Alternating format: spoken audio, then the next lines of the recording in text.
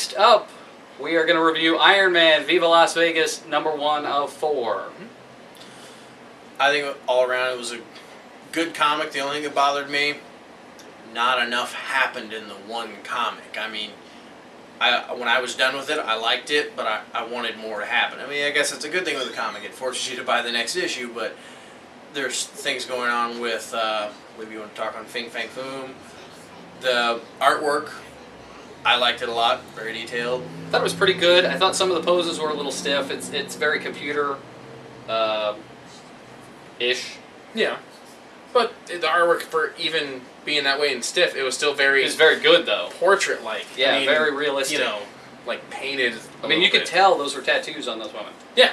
Yeah, that's true. And great one-liners. Great one-liners. I love the one-liners they put in there.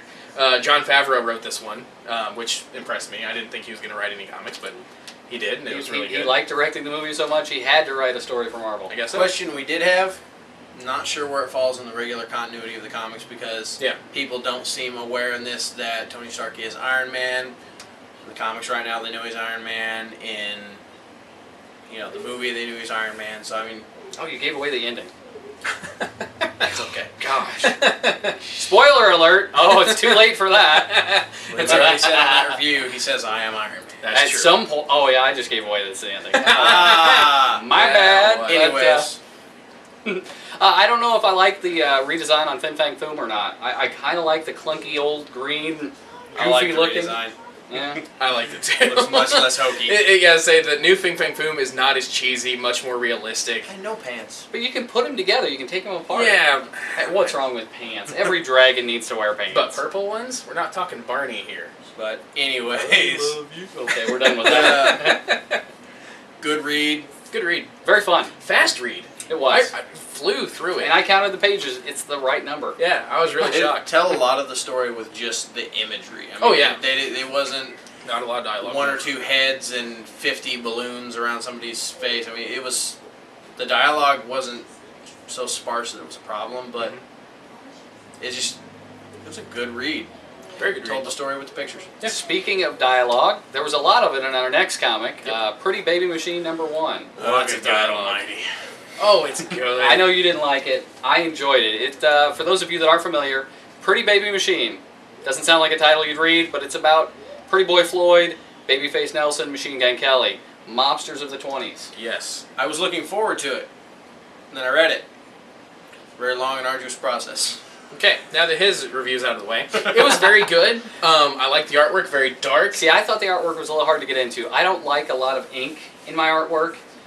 And black and white I like if it's got some grading in between. Okay, but think about it this way. With all the very harsh blacks and the bright whites and everything else, it was a very, it made it very gritty. It was either, very gritty. Well, yeah, black or white. I will say that once I got past the artwork and I learned to deal with it in my own mental processes, I love the story. Yeah, stories are great. Yeah, yeah, stories are great. If you like mobster or anything, you've seen the Godfather movies, watched The Sopranos, you would probably like this comic book. They definitely it's very don't. good. They definitely don't glorify the mobster. No, they do It's not. very.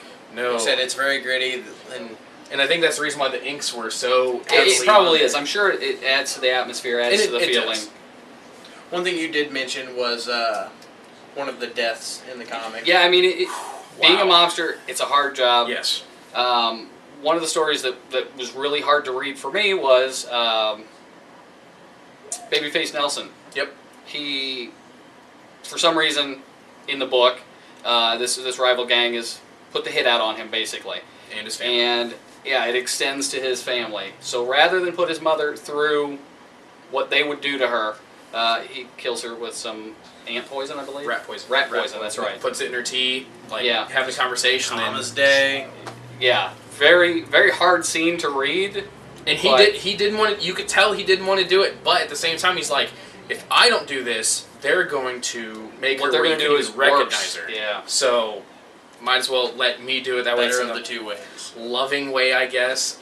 I don't know. It's a very good read, like I said. If you're big into mobster stuff, excellent. Excellent. Maybe it's because I'm not big into mobster stuff, but I'm gonna usually break the knees for that. I have my likes and my dislikes. I liked the comic when I heard we were going to review it. the idea, you know, it sounded like a good idea. My dislike was the comic. So, give it a shot if you like monsters. If not, pass. We'll be back with some more reviews.